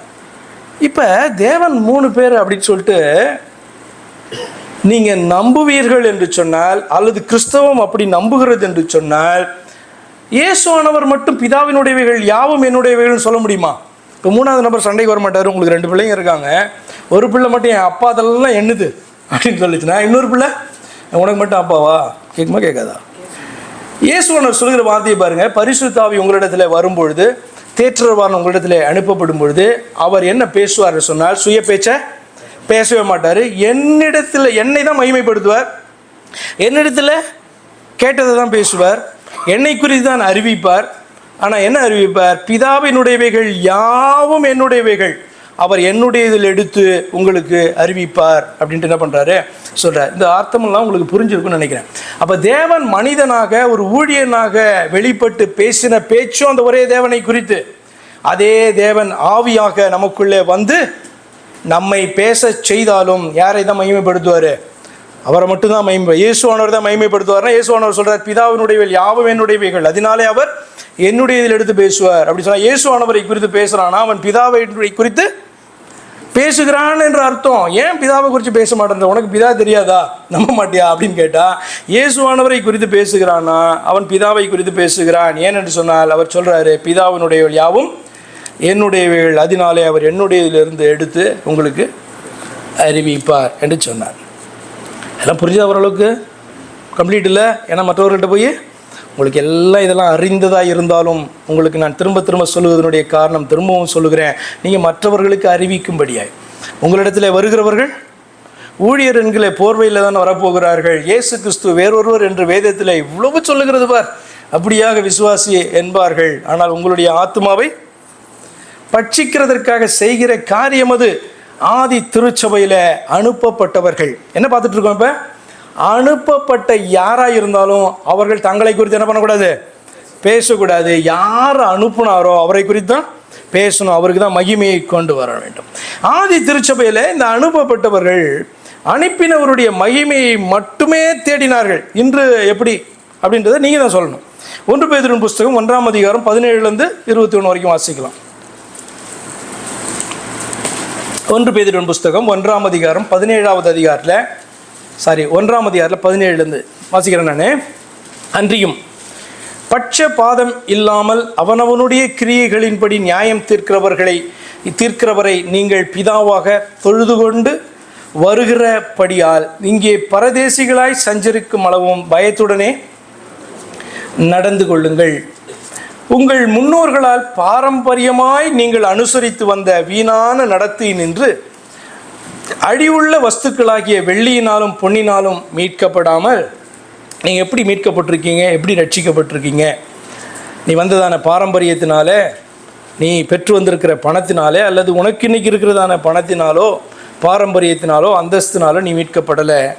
குற்றமில்லாத மாசற்ற ஆட்டுக்குட்டியாகிய கிறிஸ்துவின் விலையேற பெற்ற இரத்தத்தினாலே மீட்கப்பட்டீர்கள் என்று அறிந்திருக்கிறீர்களே. அவர் உலக தோற்றத்திற்கு முன்னே குறிக்கப்பட்டவராய் இருந்து தமது மூலமாய் தேவன் மேல் விசுவாசமாய் இருக்கிற உங்களுக்காக இந்த கடைசி காலங்களில் வெளிப்பட்டார். உங்கள் விசுவாசமும் நம்பிக்கையும் தேவன் மேல் இருக்கும்படி அவரை மரித்தோரிலிருந்து எழுப்பி அவருக்கு மகிமையை கொடுத்தார் என்று வாசிக்கிறோம். இதில் கேள்விக்கு வருவோம். அன்று திருச்சபைகளில் கர்த்தராகிய இயேசு கிறிஸ்து ஒருவரே பிதாவாக தொழுது கொள்ளப்பட்டார் இந்த வார்த்தை சொல்லுது. கவனிச்சிங்களா இல்லையான்னு தெரியல. பாருங்க, வாசிக்கிறோம். பட்சபாதம் இல்லாமல் அவனவனுடைய கிரியைகளின்படி நியாயம் தீர்க்கிறவரை நீங்கள் பிதாவாக தொழுது கொண்டு வருகிறபடியால். அதற்கு பின்பு அந்த பிதாவாகிய தேவன் என்ன செய்தார்? ஆட்டுக்குட்டியாக நமக்காக வெளிப்பட்டு இரத்தத்தை சிந்தி நம்மளை மீட்டெடுத்தார் என்று வாசிக்கிறோம். அப்போ நம்முடைய நம்பிக்கை தேவன் மேல் இருக்கும்படி, கிறிஸ்துவின் மூலமாக தேவன் மேல் இருக்கும்படி பார்த்தீங்கன்னா இந்த காரியத்தை செய்து முடித்தார் என்றெல்லாம் 21வது வசனம் வரைக்கும் நம்ம வாசிக்கிறோம். கேள்வி, அன்று திருச்சபைகளில் கர்த்தராகிய இயேசு கிறிஸ்து ஒருவரே எப்படி தொழுது கொள்ளப்பட்டார்? பிதாவாக, அதாவது ஒரே தேவனாக தொழுது கொள்ளப்பட்டார். ஏன் அப்படின்னா, இன்றைக்கும் இயேசு நியாயம் தீர்க்கிறவராக, நம்மை நியாயம் தீர்க்கிற நியாயாதிபதியாக கிறிஸ்தவத்திற்குள், கிறிஸ்தவ சபைகளுக்குள்ளே ஏற்றுக்கொள்ளப்பட்டிருக்கிறாரா இல்லையா? இதில் ஏதாவது டவுட் இருக்கா? நம்மை நியாயம் தீர்க்கிறவராக இயேசு கிறிஸ்து ஒருவரே கிறிஸ்தவ சபைகளுக்குள்ளே அல்லது கிறிஸ்தவ மார்க்கத்துக்குள்ளே எல்லாராலும் ஏற்றுக்கொள்ளப்பட்டிருக்காரா? ஆமாம். ஆமாவா இல்லையா? எல்லா சபைகளிலுமே, எந்த சபைகளாக இருந்தாலும், எந்த வித்தியாசமான மார்க்க பேதங்கள் உள்ள சபைகள்னால இருந்தாலும் ஒரு காரியத்தில் மாத்திரம் அவங்க தெளிவாக இருப்பாங்க. என்ன? எங்கள் மணவாளன்னா ஏசு கிறிஸ்து, எங்கள் ரட்சகர்னா ஏசு கிறிஸ்து, எங்களை நியாயம் தீர்க்கிறவர்னா ஏசு கிறிஸ்து என்பதில் மிக தெளிவாக இருப்பார்கள். அப்போ அன்று நியாயம் தீர்க்கிறவரை பிதாவாக தொழுது கொண்டதான சபை தான் ஆதியிலே காணப்பட்ட கிறிஸ்தவ சபை. அப்போ இன்றைக்கு ஒன்று மட்டும் மாறி இருக்கிறது. என்னவென்று சொன்னால், இன்று இயேசு கிறிஸ்து நியாயம் தீர்க்கிறவராக எல்லா சபைகளினாலும் ஏற்றுக்கொள்ளப்படுகிறார். ஆனால் பிதாவாக இல்லையே. பிதாவாக பார்த்தீங்கன்னா எல்லா சபைகளிலும் இயேசு கிறிஸ்து ஏற்றுக்கொள்ளப்படுகிறாரா? கேட்குறேன் நான். உண்மையா? எப்படி ஏற்றுக்கொள்ளப்படுகிறார்? குமாரனாக ஏற்றுக்கொள்ளப்படுகிறார், அப்படிதானே? ரட்சகராக ஏற்றுக்கொள்ளப்படுகிறார், ஆண்டவராக, எங்களுடைய ஆத்தும நேசராக ஏற்றுக்கொள்ளப்படுகிறார். ஏன்? நியாயம் தீர்க்கப்படுகிற, நம்மளை நியாயம் தீர்க்கிறவர் என்று ஏற்றுக்கொள்ளப்படுகிறார். ஆனால் பிதாவாக அவர் ஏற்றுக்கொள்ளப்படவில்லை. அப்படியானால் என்ன? குமாரன் என்கிற வார்த்தையை தவறாக கிறிஸ்தவம் புரிந்து கொண்டிருக்கிறது என்பதில் சந்தேகமே கிடையாது. அப்போ பேதுரு சொல்லுகிறபடி பட்சபாதம் இல்லாமல் அவனுடைய கிரியைகளை நியாயம் தீர்க்கிறவரான இயேசு கிறிஸ்துவை நீங்கள் பிதாவாக தொழுது கொண்டு வருகிறீர்கள் என்று பார்த்தீங்கன்னா சபைகளுக்கு என்ன பண்ணுறாரு? தன்னுடைய நிருபத்தில் எழுதுகிறார். ஆனால் இன்று இயேசு கிறிஸ்து நியாயம் தீர்க்கிறவராக அங்கீகரிக்கப்பட்டாலும் அவர் பிதாவாக அங்கீகரிக்கப்படவில்லை. அதாவது ஒரே தேவனாக கிறிஸ்தவர்களால் அங்கீகரிக்கப்படலை. ஒரு சில கூட்டம், அங்கங்கே பார்த்தீங்கன்னா ஒரு சில கூட்டம் இந்த உண்மையை அறிந்து அவரை மட்டுமே தொழுது கொள்ளுகிற கூட்டமாக காணப்படுது. ஆனால் அநேக மாணவர்கள் என்ன? நிச்சயமாக இல்லை. சரி, இயேசு கிறிஸ்து மூலமாய் தேவன் மேல் விசுவாசமாக தான் இருப்பது என்றால் என்ன அர்த்தம்? எப்படின்னு புரிஞ்சுக்கிட்டு இருக்கீங்க? இந்த வார்த்தையில் வாசிக்கிறோம் நம்ம, தமது மூலமாய் தேவன் மேல் விசுவாசமாக இருக்கிற உங்களுக்காக கடைசி காலங்களில் வெளிப்பட்டார். எப்படி புரிஞ்சுட்டு இருக்கீங்க? இயேசு கிறிஸ்து மூலமாய் தேவன் மேலே விசுவாசமாக இருப்பது என்று சொன்னால் என்ன அர்த்தம்னா, அந்த தேவன் இயேசு கிறிஸ்து தானே என்று விசுவாசிக்கிறதான காரியம். இப்போ தேவனை பார்க்க முடியாது, அதர்சனமானவர் தானே அவர். அந்த யாருமே நெருங்க முடியாத ஒளியில் வாசம் பண்ணுகிறவர் தானே. அப்போ நீங்கள் அந்த தேவனை நீங்கள் எப்படி தான் பார்க்குறீங்க? இயேசு கிறிஸ்துவை தான் பார்க்குறீங்க இல்லையா? என்னை கண்டவன் பிதாவை கண்டான் அப்படின்ற வார்த்தையினுடைய அர்த்தமே என்ன அப்படின்னா, காணக்கூடாதுதான் அந்த தேவன் மனிதனாக வெளிப்பட்டு நானே அவர் என்று சொல்லும்போது நான் விசுவாசிக்கிறேன். தேவன் எனக்காக மனிதனாக வெளிப்பட்டு இருக்கிறார். அதுதானே அந்த வார்த்தையினுடைய அர்த்தம். அப்போ இயேசு கிறிஸ்து மூலமாய் தேவன் மேலே விசுவாசமாக இருப்பதுன்னா தேவன் மேலே தான் விசுவாசமாக இருக்கணும், அவர் ஒருவர் தான் என்று விசுவாசிக்கணும், அவர் தான் என்னை உண்டாக்கினார், என்னுடைய ரட்சகர் என்று விசுவாசிக்கணும்னு எனக்கு தெரியும். ஆனால் இயேசு கிறிஸ்து மூலமாய் அவர் மேலே விசுவாசமாக இருக்கிறதுனா அந்த தேவன் எனக்காக இந்த காரியத்தை, ரட்சிப்பின் காரியத்தை செய்யும்படியாய் இறங்கி வந்து அந்த தேவனாகிய தம்மை குறித்த சாட்சி எனக்கு வெளிப்படுத்தினா எனக்கு புரியுது அப்படி என்று சொல்லி ஏற்றுக்கொள்கிற காரியம் தான் இயேசு கிறிஸ்து மூலமாய் தேவன் மேலே விசுவாசமாய் இருப்பது அப்படின்னு அர்த்தம்.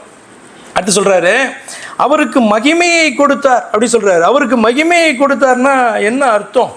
எப்படி அதை புரிந்து கொள்ளுகிறீர்கள்? தம்முடைய மகிமையை வேறு யாருக்கும் கொடாதவர் அப்படிதானே. அந்த மகிமை இயேசுவானவர் கொடுத்தார் என்று சொன்னால் அந்த மகிமையை வேற யாருக்கும் கொடுக்கல, தமக்கே வைத்து கொண்டார் அல்லது தாமே அந்த மகிமையை எடுத்துக்கொண்டார். அதான அதனுடைய மீனிங்கு. அப்போ தம்முடைய மகிமையை வேற யாருக்கும் கொடுக்காதவர், தம்முடைய துதியை வேற யாருக்கும், விக்கிரகங்களுக்கு நான் கொடேன், வேறு ஒருவனுக்கு கொடேன் என்று சொன்னவர் இயேசு கிறிஸ்துவுக்கு தம்முடைய மகிமையை கொடுத்தார். அவருக்கு மகிமையை கொடுத்தார். அப்படி வாசிக்கிறோம் நம்ம. அவருக்கு மகிமையை கொடுத்தார் என்று சொன்னால் தேவன் வேறு ஒருவருக்கு மகிமையை கொடுக்கல, துதியை கொடுக்கல, தம்முடைய மகிமையை தாம் எடுத்துக்கொண்டார், தமக்கே வைத்து கொண்டார் என்பதுதான் அந்த வார்த்தையினுடைய அர்த்தம். பிலிப்பியர் 2:11 அதுதான் சொல்லுகிறது. வாஸ்து இல்லாமல் ஒரு தர முன்னாடி கோட் பண்ணதான வார்த்தை தான். பிலிப்பியர் 2:11 பிதாவாகிய தேவனுக்கு மகிமையாக இயேசு கிறிஸ்து கர்த்தர் என்று. அப்ப பிதாவாகிய தேவனுக்கு எது மகிமை? இயேசு கிறிஸ்துவை நீ கர்த்தர் அப்படின்னு சொன்னா, அதாவது பரலோகத்தின் தெய்வம் அப்படின்னு சொன்னா, என்னுடைய பிதா எனக்காய் வந்திருக்கிறார் அப்படின்னு சொல்றது தான் கர்த்தர் என்று சொல்லப்படுகிறதான காரியம்.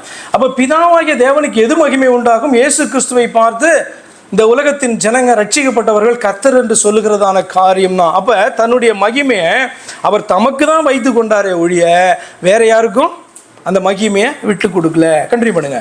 இயேசு கிறிஸ்துவை கர்த்தர் என்று நாவுகள் யாவும் அறிக்கை பண்ணும்படிக்கும் எல்லா நாமத்திற்கும் மேலான நாமத்தை அவருக்கு தந்தருளினார்.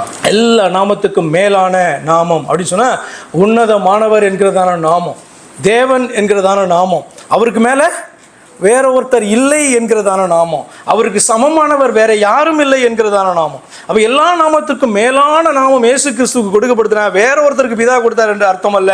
தன்னுடைய நாமத்தை, தன்னுடைய மகிமையை தமக்கே அவர் வைத்து கொண்டார் என்றுதான் அந்த வார்த்தையினுடைய அர்த்தம். Before I clarify the phrase Jesus was sent, let me ask you, how do you interpret the meaning of these verses? இப்போ வாசிக்க போகிறது அந்த வார்த்தைகளை நீங்கள் எப்படியாக புரிந்து கொண்டு இருக்கிறீர்கள் அப்படின்ட்டு வாசிச்சுட்டு அதற்கு பின்பு இயேசுவானவர் அனுப்பப்பட்டார் அப்படின்ற வார்த்தையை நம்ம பார்க்கலாம்.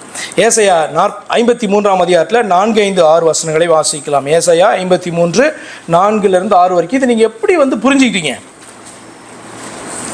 மெய்யாகவே அவர் நம்முடைய பாடுகளை ஏற்றுக்கொண்டு நம்முடைய துக்கங்களை சுமந்தார். அவர் யாரு?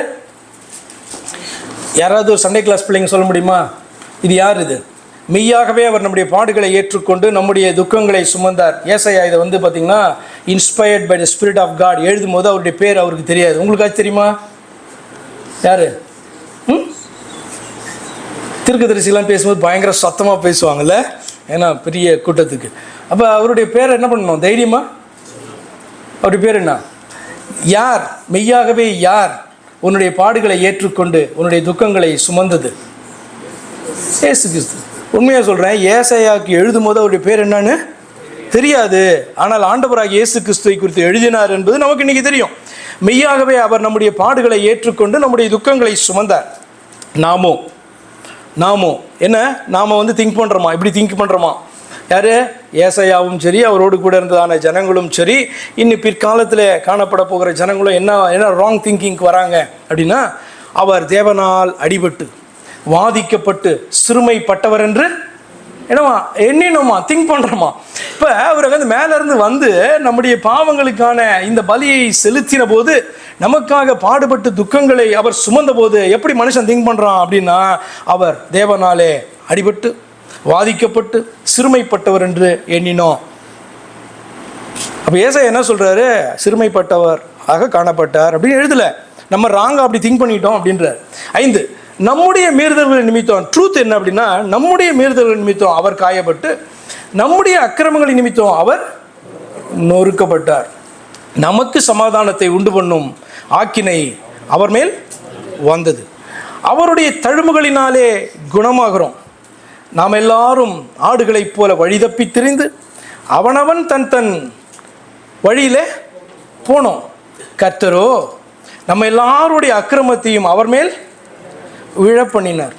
கர்த்தரோ நம்ம எல்லாருடைய அக்கிரமத்தையும் அவர் மேல் விழப்பண்ணினார். எப்படி நீங்கள் புரிஞ்சுக்கிறீங்க இதை? நான் எதை உங்களுக்கு இப்போ எக்ஸ்பிளைன் பண்ண போகிறேன்னா, ஜீசஸ் வாஸ் சென்ட், ஏசு அனுப்பப்பட்டார் என்கிற வார்த்தையை நீங்கள் எப்படி புரிந்துக்கிறீங்க? இங்கே ஏசாயா தீர்க்கதரிசி புத்தகத்தில் சொல்லப்பட்டிருக்கு, கர்த்தரோ நம்ம எல்லாருடைய அக்கிரமத்தையும் அவர் மேலே விழப்பண்ணினார் என்று சொல்லி. கர்த்தரோ நம்ம எல்லாருடைய அக்கிரமத்தையும் அவர் மேல் விழப்பண்ணினார். Does this mean God our Lord, the Father of all, has forced our own sins on His own Son? நம்முடைய தேவனாகிய கர்த்தர், எல்லாருக்கும் பிதாவாக இருக்கிறதான தேவன், தம்முடைய ஒரே பேரான குமாரனை ஃபோர்ஸ் பண்ணி அவர் மேலே எல்லாருடைய அக்கிரமத்தையும் விழ பண்ணினாரா? அதான் கேள்வி. வசனம் அப்படி சொல்லுதே, கர்த்தரோ நம்ம எல்லாருடைய அக்கிரமத்தையும் அவர் மேல் விழ பண்ணினார். அர்த்தம் என்ன? நம்முடைய தேவனாகிய கர்த்தர் என்ன பண்ணாரு? இயேசு கிறிஸ்துவை, தம்முடைய ஒரே பேரான இயேசு கிறிஸ்துவின் மேலே நம்ம எல்லாருடைய அக்கிரமத்தையும் விழ பண்ணார்னா இயேசு கிறிஸ்துவை ஃபோர்ஸ் பண்ணியிருக்கணும்ல. தேவனாலே நெருக்கப்பட்டு தேவனாலே நொறுக்கப்பட்டு இதெல்லாம் அவர் மேலே விழ பண்ணியிருக்கணும்ல. அப்படி நினச்சிட்டு இருக்கீங்களா? சொல்லுங்கள், நீங்கள் தான் சொல்லணும். அவர் தேவனால், அடுத்து சொல்கிறாரு, அவர் தேவனால் அடிபட்டு வாதிக்கப்பட்டு சிறுமைப்பட்டவர் என்று எண்ணினோம் அப்படின்னு எழுதுறாரு. இன்னும் அப்படி எண்ணிக்கொண்டிருக்கிறீங்களா? எப்படி? இந்த வார்த்தையினுடைய அர்த்தம் என்ன? இது வந்து பார்த்தீங்கன்னா தீர்க்க தரிசன வார்த்தைகள் அல்லவா? இதனுடைய அர்த்தத்தை இன்னும் இப்படியா புரிந்து கொண்டு இருக்கிறீர்கள்? அவர் தேவனாலே அடிபட்டு வாதிக்கப்பட்டு சிறுமைப்பட்டவர் என்று இன்னும் எண்ணிக்கொண்டு இருக்கிறீர்களா? கொஞ்சம் சிந்தித்து பாருங்க. The answer is very simple. இப்போ நீங்கள் இதை அறிந்து கொள்வதற்கு, புரிந்து கொள்வதற்கு ரொம்ப சிம்பிளாக வேதம் சில காரியங்களை கற்றுக் கொடுக்கிறது. அதில் ஒரு வார்த்தை தம்மைத்தாமே அப்படின்றதான ஒரு வார்த்தை. இந்த தம்மைத்தாமே என்கிற வார்த்தையில் சில காரியங்களை சில வசனங்களை நான் வாசிக்க போகிறேன். அந்த வசனத்தினுடைய அர்த்தம் புரிந்து கொண்டீங்க அப்படின்னு சொன்னால், ஜீசஸ் வந்து பார்த்தீங்க அப்படின்னா ஹி சோஸ் ஹிம்செல்ஃப். அவரை வந்து வேற யாரும் தெரிந்து கொள்ளவில்லை. No one forced him. அவரை யாரும் நெருக்கலை. அவரை வேற யாரோ ஒருத்தர் நொறுக்கலை. வேற யாரோ நம்முடைய அக்கிரமத்தெல்லாம் அவர் மேலே விழ பண்ணலை. No one forced him or none can force him. வேற யாரும் அவரை நெருக்கவும் முடியாது, வேற யாரும் அவரை இன்ஸ்பயர் பண்ணவும் முடியாது. யாரோ வேற ஒருத்தர் ஏவினார் அவரை, தேவனால் முன்குறிக்கப்பட்டு இப்படிலாம் வாசிக்கிறோம்ல.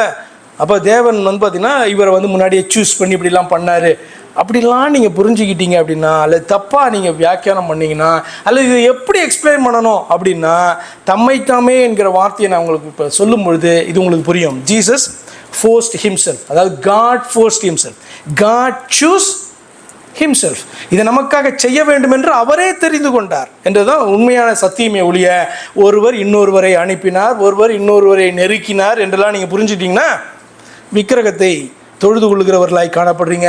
தேவன் தன்னுடைய மகிமையை ஸ்பிளிட் பண்ணி கொடுத்தாருன்னு நம்புறீங்க. தேவன் வந்து பார்த்தீங்கன்னா தன்னுடைய துதியை இன்னொரு நபருக்கு கொடுக்கிறார் என்று சொல்லி நீங்கள் நம்புறீங்க என்று சொல்லி அர்த்தம். அப்போ கிறிஸ்தவத்தின் அடிப்படையவே தெரியாத ஜனங்களாக காணப்படுகிறோம் என்று அர்த்தம். லெட் அஸ் see தம்மைத்தாமே என்ற வார்த்தையினுடைய அர்த்தம் என்ன. பிலிப்பியர் 2:7 வசனங்கள் இப்படி வாசிக்கிறோம். தம்மைத்தாமே வெறுமையாக்கினாராம், தம்மைத்தாமே அவர் தாழ்த்தினாராம். பாருங்க, பிலிப்பியர் 2:7 வாசிக்கிறோம். தம்மைத்தாமே வெறுமையாக்கி அடிமையின் ரூபம் எடுத்து மனுஷர் சாயலானார். பிதா என்கிற ஒரு தேவன் குமாரன் என்கிற இன்னொரு தேவனை பிடித்து வெறுமையாக்கி அவரை தாழ்த்தி இந்த வேலையை பண்ணலை, அவரை சிறுமைப்படுத்திட்டு. வேதம் என்ன சொல்லுகிறது? தேவன் தம்மைத்தாமே வெறுமையாக்கி அடிமையின் ரூபத்தை சூஸ் பண்ணுறாரு, மனுஷர் சாயலை சூஸ் பண்ணுறாரு. எதுக்கு அப்படின்னு சொன்னால், மனுஷரை ரட்சிப்பதற்காக இந்த காரியத்தை அவர் செய்தார். 8வது வசனம் சொல்லுகிறது, அவர் மனுஷ ரூபமாய் காணப்பட்டு மரண பரியந்தம், அதாவது சிலுவையின் மரண பரியந்தம் கீழ்ப்படிந்தவராகி தம்மைத்தாமே தாழ்த்தினார். தம்மைத்தாமே தாழ்த்தினார். நம்ம நினச்சிட்டு இருக்கோம் வேற ஒருத்தர் என்ன பண்ணாரு, இவரை தாழ்த்திட்டார், வேற ஒருத்தர் என்ன பண்ணார், இவரை கீழ்ப்படிய. இப்போ நம்முடைய பிள்ளைகள் என்ன பண்ணுவோம், சின்ன பிள்ளைகளை வந்து அடித்து கீழ்ப்படி வைப்போம்ல. அப்போ பிதாவாகிய தேவன் இந்த சின்ன குமாரனாகிய இயேசு கிறிஸ்துவை என்ன பண்ணார், நொறுக்கி அவரை சிறுமைப்படுத்தி நமக்காக அவரை தாழ்த்தினார் அப்படின்னு நினச்சிட்டு இருந்தீங்கன்னா நீங்கள் வேற ஒரு இயேசுவை நம்பிட்டு இருக்கீங்க. பிதாவல்லாத வேறொரு தெய்வத்தை நீ நம்பிட்டீங்க. வேதம் சொல்லுகிறது தம்மை தாமே அவர் தாழ்த்தினார், தம்மை தாமே அவர் வெறுமையாக்கினார் என்று சொல்லி. அடுத்ததாக தீத்து 2:14 வாசிக்கிறோம், தம்மை தாமே ஒப்பு கொடுத்தாராம். ஒருவர் இன்னொருவரை ஒப்பு கொடுக்கல, ஒருவர் இன்னொருவரை நீ போய் என்ன பண்ண, என்னுடைய பிள்ளைகளுக்காக இந்த காரியத்தை செய்துட்டு வான்னு இன்னொருத்தர் அனுப்பினார் என்கிற வார்த்தையை என்னுடைய அர்த்தத்தை புரிந்து கொள்ளுங்க. தீத்து 2:14, அவர் நம்மை சகல அக்கிரமங்களில் நின்றும் மீட்டு கொண்டு தமக்குரிய சொந்த ஜனங்களாக நற்கிரியைகளை செய்ய பக்தி வைராக்கியம் உள்ளவர்களாகவும் நம்மை சுத்திகரிக்கும்படி நமக்காக தம்மைதாமே ஒப்பு கொடுத்தார் என்று வார்த்தையை வாசிக்கிறீங்க. அப்போ இயேசுவானவர் இந்த காரியத்தை இந்த பூமியின் மீதே தன்னுடைய ஜனத்திற்காக செய்கிறதற்கு அவர் தம்மை தாமே என்ன பண்ணாராம், ஒப்பு கொடுத்தாராம். இல்லை, நீங்கள் ஒருவேளை நினைக்கலாம், இப்போ ரட்சிக்கப்படுவதற்கு நீ கேள்வி கேட்குறீங்கள, அதாவது இயேசு கிறிஸ்துவை இவனமாக இருதயத்திலே விசுவாசிக்கிறியா, இது உன்னுடைய சாய்ஸு அப்படின்ட்டு. அதை போல் பிதாவாகிய தேவன் இயேசு கிறிஸ்துவை கூட்டு நீ போகிறதுக்கு ரெடி இல்லையா அப்படி கேட்டாரா அப்படின்னு நினைக்கிறீங்களா?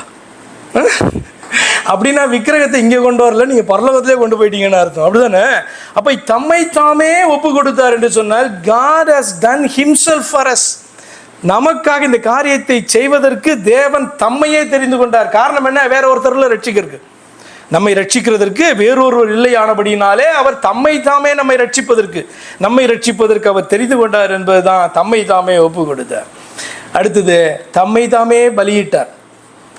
நம்ம சொல்லலாம், பிதாவாகிய தேவன் என்ன பண்ணார், தம்முடைய ஒரே பேரான குமாரை நமக்காக ஒப்பு கொடுத்தார், நமக்காக பலியிட்டார், நம்முடைய மரணத்தை அவர் மேலே விழ பண்ணினார் அப்படின்னு சொல்லும்போது நமக்கு பயங்கரம், எப்படிப்பட்டதான பிதாவாகிய தேவன் பற்றியா, தன்னுடைய சொந்த பிள்ளைன்னு கூட பார்க்காம நமக்காக அப்படியே பயங்கரமாக அன்பு அவர் மேலே ரொம்ப பெருகும். ஆனால் அது வந்து உண்மையான பிதாவின் மேலே கிடையாது. உண்மையான பிதாவின் மேலே அன்பு பெருகணும்னா அந்த பிதாவாகிய தேவன் தம்மை தாமே என்ன பண்ணார், பலியிடும்படியாக மனிதனாக வெளிப்பட்டார் என்பதுதான் பிதாவின் மேலே நீங்கள் வைக்கிறதான அன்பு. வாசிக்கலாம், எபிரேயரின் புஸ்தகம் 7ஆம் அதிகாரம் 27வது வசனம். அவர் பிரதான ஆசாரியர்களைப் போல முன்பு சொந்த பாவங்களுக்காகவும், ஏன்னா பாவம் கிடையாது அவர்கிட்ட, அதனால சொந்த பாவத்துக்கு என்ன பண்ணணும், ஒன்றும் கிடையாது, சொந்த பாவங்களுக்காகவும் பின்பு ஜனங்களுடைய பாவங்களுக்காகவும் நாடோறும் பலியிட வேண்டுவதில்லை, ஏனெனில் தம்மை தாமே பலியிட்டதினாலே இதை ஒரே தரம் செய்து முடித்தார். அப்போ இயேசுவானவரை வேறொருவர் பலியிடவில்லை, வேற யாரும் ஃபோர்ஸ் பண்ணலை, அவர் தம்மை தாமே என்ன பண்ணார், பலியிட்டார்னா என்ன அர்த்தம், ஆவியாக இருக்கிற தேவன் ஒரு சரீரத்தில் வெளிப்பட்டு அந்த சரீரத்தை பலியாக ஒப்பு கொடுத்தார். அதுதான் மாம்சத்தில் கொலை உண்டதான காரியம். தேவனாய் இருக்கிறபடினால் அந்த சரீரத்தை எழுப்பி காண்பிக்கிறது தான் தான் தேவன் என்பதை நிரூபிக்கிறதான காரியம். அதே மாதிரி எபிரேயர் 9:26 கடைசி பகுதியில் வாசிக்கிறோம், அவர் தம்மை தாமே பலியிடுகிறதுனாலே பாவங்களை நீக்கும் பொருட்டாக இந்த கடைசி காலத்தில் ஒரே தரம் வெளிப்பட்டார், தம்மை தாமே பலியிட்டார். உங்களுக்கு ஒரு கேள்வி வரலாம், தம்மை தாமே பலியிடுவது எப்படி சாத்தியம் அப்படின்னு ஒரு கேள்வி வரும்ல. தம்மை தாமே பலியிடுவது எப்படி சாத்தியம் அப்படின்னா நீங்கள் தேவனை புரிந்து கொள்ளணும். அதுவும் எபிரேயர் 9:14 சொல்லப்பட்டிருக்கு. எப்படி தம்மை தாமே பலியிட்டாராம், நித்திய ஆவியினாலே. எபிரேயர் 9:14. How is it possible? எப்படி தேவன் தம்மை தாமே இதெல்லாம் செய்ய முடியும் அப்படின்னா, நித்திய ஆவியினாலே தம்மை தாமே பழுதற்ற பலியாக தேவனுக்கு ஒப்பு கொடுத்த கிறிஸ்துவினுடைய ரத்தம் ஜீவனுள்ள தேவனுக்கு ஊழியம் செய்வதற்கு உங்கள் மனசாட்சியை செத்த கிரியைகளை சுத்திகரிப்பது எவ்வளவு நிச்சயம். அப்போ எப்படி இது பாசிபிள்? தேவன் தம்மை தாமே பார்த்தீங்கன்னா ஒரு பலியாக எப்படி ஒப்பு கொடுக்க முடியும்னா மனிதனாக வெளிப்பட்டு தான் ஒப்பு கொடுக்க முடியும். இது எப்படி சாத்தியம் முடியும் பார்த்தா நித்திய ஆவியினாலே அப்படின்னு சொன்னால், நித்திய ஆவியினாலே என்றென்றைக்கும் இருக்கிறதான ஒரு ஆவியை குறித்து பேசுகிறது. அது யாரை குறித்து? தேவனை குறித்து பேசுகிறதான வார்த்தை. அப்போ நித்திய ஆவியினாலே தம்மை தாமே பழுதற்ற பலியாக. இப்போ நம்மெல்லாம் பார்த்தீங்கன்னா மறிச்சிட்டோம் அல்லது மற்றவர்களுக்காக நம்ம மரணத்தை சந்திக்கிறோம் அப்படின்னா என்ன பண்ணணும், நம்மளை ஒருத்தர் எழுப்பணும், அப்படிதானே? மரித்தவர்களை உயிரோட இன்னொருத்தர் எழுப்பணும், தேவன் எழுப்பணும், அப்படிதானே? இயேசு கிறிஸ்துக்கு அப்படி கிடையாது. நன்றாக புரிந்து கொள்ளுங்க. நித்திய ஆவியினால, ஏன்னா தேவன் ஆவியாக காணப்படுறாரு, எங்கும் நிறைந்து இருக்கிறாரு, எங்கும் அவரால் இருக்க முடியும். ஆனால் இப்படிப்பட்ட தேவன் பூமியிலே காணப்படுகிற மனுஷர்களை ரட்சிக்கிறதற்கு என்ன பண்ணணும், மனிதனாக வெளிப்பட வேண்டும், மேனிஃபெஸ்ட் ஆகணும். அப்போ நித்திய ஆவியினாலே, நித்திய ஆவியாக இருக்கிறதான தேவன் தம்மை தாமே பலியாக தேவனுக்கு ஒப்பு கொடுக்கிறார். எப்படின்னா அவர் மனிதனாக வெளிப்பட்டு ரத்தம் சிந்துகிறதின் மூலமாக இந்த காரியத்தை செய்கிறார். எப்படி அவர் மட்டும் செய்ய முடியும் அப்படின்னா அவருடைய சரீரம் தான் மரிக்க போகிறது, அவருடைய ஆவி மரிக்கல. உங்களுக்கு தெரியும் இல்லையா? அப்போ இயேசு கிறிஸ்து மரித்தார் அப்படின்னு சொன்னால் அந்த சரீரம் மரணத்தை சந்தித்தது நமக்காக. தேவனாக அவர் மரணத்தை, ஆவியாக அவருக்கு மரணம் என்பதே கிடையாது. ஆனபடினால பார்த்தீங்கன்னா அந்த சரீரத்தை திரும்பி அவரால் எழுப்ப முடியும். ஏன்னா இப்போ நம்ம மரித்தா நம்முடைய ஆவி தேவன இடத்துல போயிடணும், அப்படி தானே? அப்படி போயிடுது. ஆனால் இயேசு கிறிஸ்து வந்து பார்த்தீங்கன்னா மரித்தாலும் சரி, அதாவது அந்த சரீரம் மரித்தாலும் சரி, ஜீவனோடு காணப்பட்டாலும் சரி, அவருடைய ஆவி தேவனாக அவருக்குள்ளும் இருக்குது, பரலோகத்தில் இருக்குது, எங்கும் இருக்கிறது. அப்போ இந்த சரீரத்தை அடிக்க அவர் ஒப்பு கொடுத்தால் இந்த சரீரத்தை அவர் மட்டும்தான் அதை எழுப்ப முடியும். அப்போ என்ன கற்றுக்கொண்டீங்க? தம்மைதாமே அப்படின்னு சொல்லுகிறதான வார்த்தையில் என்ன கற்றுக்கொண்டீங்கன்னா, இயேசு அனுப்பப்பட்டார், தேவனாலே அனுப்பப்பட்டார் என்கிறதான வார்த்தையினுடைய அர்த்தம் God himself set an example on the importance of how and why we should seek the glory of him that sent. அவர் மனிதனாக வெளிப்பட்டு அவர் தாம் யார் என்கிறதான, அதாவது தேவனாகிய தாம் யார் என்பதை குறித்த சாட்சியை சொன்னார்.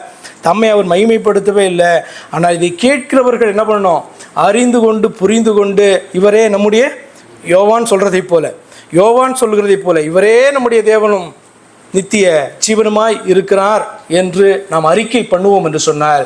இயேசு கிறிஸ்து யாரென்று புரிந்து கொண்டு இருக்கிறோம். அதாவது நம்மை உண்டாக்கின பிதாவாகிய தெய்வம் எப்படி ரட்சிப்பை ஏற்படுத்தினார், அவரே இதை செய்தார் என்பதை நாம் அறிந்து கொள்கிறோம் என்று சொல்லி அர்த்தம். இதுக்கு வேற யாரையும் அவர் எக்ஸாம்பிளாகவே வைக்கல. God himself has set an importance, example regarding சுய பேச்சை பேசாது. அனுப்பப்பட்டவன் அனுப்பினவருடைய பேச்சு தான் பேசணும், அனுப்பினவரை தான் மகிமைப்படுத்தணும் அப்படின்ட்டு அவர் மனிதனாக வெளிப்பட்டு அவரே என்ன பண்ணார்? செய்து காண்பித்தார் அல்லவா? அப்போ நம்மிடத்தில் அவர் என்ன எதிர்பார்ப்பார்? சுயமாய் பேசுகிறவன் போய் பேசுகிறான், தன்னுடைய சுய மகிமையை அவன் தேடுறான். தன்னை அனுப்பினவருடைய மகிமையை தேடுகிறவனோ உண்மை உள்ளவனாய் இருக்கிறான், அவனிடத்தில் அநீதி இல்லை. அப்படி எழுந்து நிற்போமா? அப்போ தேவனே மனுஷனாக தாசனாக வெளிப்பட்டால் கூட தன்னுடைய சொந்த மகிமையை தேடாமல் தேவனாகிய தம்முடைய மகிமையை மாத்திரமே என்னை குறித்து என்ன பண்ணார்? பேசினார். தம்முடைய சொந்த பேச்சை பேசலை அப்படின்னும் போது நாம் இன்றைக்கு யார்? நம்முடைய சொந்த கதைகளையும் சொந்த பேச்சுக்களையும் சொந்த சாட்சிகளையும் பயன்படுத்துவதற்கு சபையோ இந்த நாவோ இந்த வாயோ கொடுக்கப்படவில்லை. எதுதான் பேசணும்? தேவனுடைய வார்த்தைகளை குறித்து பேசணும். யார் அனுப்புனாரோ அவரை குறித்து பேசணும், அவருடைய பேச்சை பேசணும். அவர் கெட்ட வார்த்தையாக பேசுவார்? அப்போ இங்கே பிரசங்கத்தில் பண்ணிட்டு இருந்தாலும் சரி, வெளியில் போனாலும் சரி, நம்ம என்ன பேசக்கூடாது? நம்ம சொந்த பேச்சை பேசினா அது கெட்ட வார்த்தையாக தான் இருக்கும், கெட்ட பேச்சாக தான் இருக்கும், வேதத்தில் இல்லாத காரியங்களாக தான் இருக்கும். அப்போ நம்ம பேசுகிறதான பேச்சுக்கள் நம்மை அனுப்பினவருடைய பேச்சாக அது காணப்படணும். அவர் நமக்கு கற்றுக் கொடுத்த காரியங்களாக அவைகள் இருக்கணும். அப்படி செய்யும் போது நாம் அவரை மகிமைப்படுத்துகிறவர்களாக, கிறிஸ்துவை மகிமைப்படுத்துகிறவர்களாக காணப்படுகிறோம். இதான் அனுப்பப்பட்டிருக்கிறோம் என்பதனுடைய ரகசியமும் அர்த்தமுமாய் காணப்படுது. கண்களை மூடுவோம். எங்கள் அன்பை நேசிக்கிற எங்கள் பரிசுத்த பிதாவே, தேவாதி தேவன், பரிசுத்தம் உள்ளவர், சாவாமை உள்ளவர், சர்வ வல்லமை உள்ளவர், அல்பாவும் முயகாவும் ஆதியும் அந்தமும் இருக்கிறவரும் இருந்தவரும் வருகிறவருமானவர், என்றும் மாறாதவர். பிதாவே, நீர் மனிதனாக தாசனாக ஊழியம் செய்கிறவராக வெளிப்பட்ட பொழுது தேவனுடைய மகிமையை குறித்து நீர் பேசினீர். இந்த பேச்சு என்னுடைய சுய பேச்சல்ல என்று சொல்லி ஆண்டவரே, தேவனுடைய பேச்சை நீங்கள் பேசினீங்கப்பா. ஆண்டவரே, நாங்களும் உம்மாலே அழைத்து தெரிந்து கொள்ளப்பட்டவர்களாக இருக்கிறபடினாலே எங்களுடைய சொந்த பேச்சை பேசுவதற்கு இந்த ஊழியம் எங்களுக்கு கொடுக்கப்படவில்லை, இந்த அறிவு எங்களுக்கு கொடுக்கப்படவில்லை, உம்முடைய ஆவி எங்களுக்கு கொடுக்கப்படவில்லை. உம்முடைய பேச்சை நாங்கள் பேசணும்ப்பா. உம்மை மகிமைப்படுத்துகிறவர்களாய் நாங்கள் காணப்படணும் என்பதை ஆண்டவர் இந்த நாளில் எங்களுக்கு கற்றுக் கொடுத்தபடினாலே உணர்வுள்ள பிள்ளைகளாய் காணப்பட்டு அனுப்பினவரை மகிமைப்படுத்துகிறவர்களாக நாங்கள் என்றென்றும் வாழ காணப்பட கர்த்தராகிய நீர் கர்த்தாவே நியாயம் தீர்க்க வரும்பொழுது உண்மையும் உத்தமம் உள்ளதான ஊழியர்களே என்று சொல்லி உம்முடைய கர்த்தாவே சந்தோஷத்திற்குள் பிரவேசிக்கிற பாக்கியத்தை இதை கேட்கிற ஒவ்வொருவரும் தங்களை ஒப்பு கொடுக்கும்போது அவர்களுக்கு ஆண்டவர் அருள் செய்வீராக. கர்த்தராகிய இயேசு கிறிஸ்துவின் நாமத்தை ஜெபிக்கிறோம் அருமை பிதாவே, ஆமென். என் ஆத்துமாவே கர்த்தரை ஸ்தோத்திரி, என் முழு உள்ளமே அவருடைய பரிசுத்த நாமத்தை ஸ்தோத்திரி. என் ஆத்துமாவே கர்த்தரை ஸ்தோத்திரி, கர்த்தர் செய்த சகல உபகாரங்களையும் மறவாதே, ஆமென். நம்முடைய கர்த்தராகிய இயேசு கிறிஸ்துவின் கிருபையும் இந்த தேவனுடைய அன்பும் இந்த தேவனுடைய ஆவியின் ஐக்கியமும் இன்றுமென்றும் சதா காலங்களிலும் உங்கள் அனைவரோடும் கூட இருப்பதாக. நேற்றும் இன்றும் என்றும் மாறவே இல்லை.